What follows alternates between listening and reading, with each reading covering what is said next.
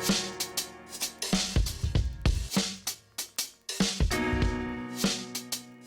right, guys, we're here with Logan and the deadlift. So we're gonna go over a very specific but very kind of crucial point of performance on the deadlift.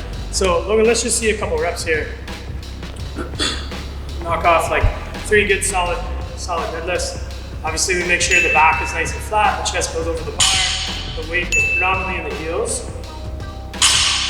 What you'll notice about Logan is he's squeezing the knees at the top. So often in the deadlift we don't think about the knees, we think about the back. You can put the bar down now, Logan. Squeezing the knees, what that does is it helps to actually squeeze the quads. Just squeezing knees sounds better. But we can squeeze the quads and the glutes together to kind of have that like accordion effect.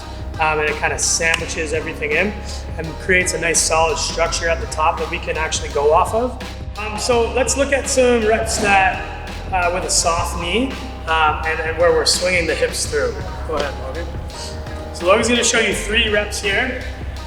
Watch the hips and the knees. He's even setting up lower for this. He's gonna really accentuate only using the back. So deadlift is a back exercise. And you'll notice how he's not touching and going because I don't even want him to do that because it's not safe.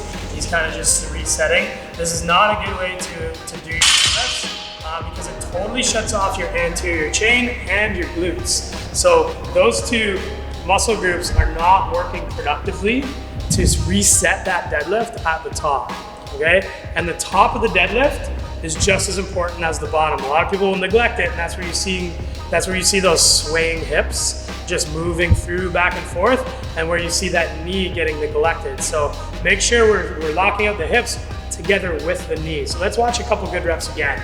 And let's see Logan do this, squeezing the knees and the hips together. So you'll see the 2 joints come together at the top, and it's very squeezed. That's gonna allow him to touch and go a lot more effectively, producing a lot more productive eccentric force, meaning you can control the way down a lot better, a lot more productively, and that's where we gain all the good stuff in our strength, okay? So squeezing that knee at the top, it changes the entire deadlift in a really, really big way.